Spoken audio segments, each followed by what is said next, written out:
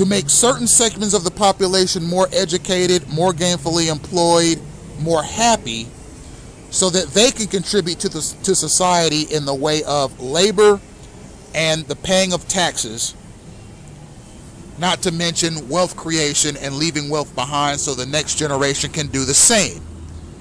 Every federal government that takes data on human contributions to their country knows what demographics contribute to society and what demographics don't contribute to society. Now, unlike Adolf Hitler, who wanted to impose sort of a blanket demographic label to various members of the German state as deleterious and just simply to get rid of them, nowadays you can't do that. So you have a number of options. You can make it so that certain demographics, it doesn't necessarily have to be a racial demographic, but rather a demographic that enjoys a certain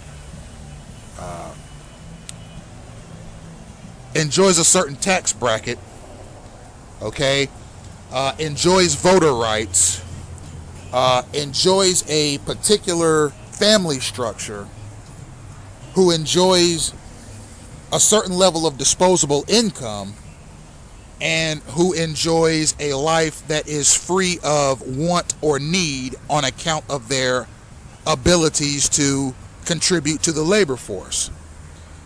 There are people of all demographics that fit that mold that I just placed. But there are other considerations as well. There are very detailed records that are held right now in various capacities by the Departments of Defense, the Departments of Justice, by the executive, judicial, and legislative branches of government that identify, before you even turn 18, what citizens in this country are likely to contribute to the furtherance of American interests, and what citizens are likely to be neutral, or maybe they won't contribute. Maybe they'll contribute some and then use some to where their contribution is neutral or zero. And it also knows, before adulthood, based on various statistical data, what citizens are likely to harm society or do harm to society. And that doesn't necessarily mean a person who is out committing a bunch of heinous, outrageous, or thuggish crimes. This could simply be a person who is likely to have negative influences on the people he meets. It could be something that simple. They're developing very detailed, and indeed they already have very detailed files on various families and the various types of families, okay, that will produce citizens that will contribute to society. The people who are statistically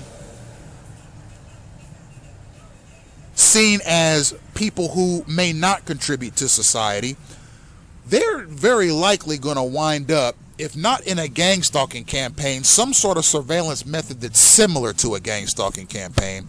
Furthermore, they won't be plugged into the same covert mechanisms that potential contributors to American society are plugged into, that allow them to communicate to each other covertly in such a way so as to marginalize, alienate, or even harm people who are less likely to contribute to society. And this could be based on the family you're born in, which is not your fault. It's not anybody's fault. Some people who are born into middle class or lower middle class families still produce and do well for themselves.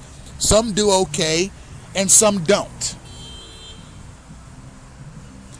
Ultimately, we have a clandestine operation that is obviously federal in nature called gang-stalking, which is an early protocol in targeting people who may or may not contribute to society at all, and also those who may harm society.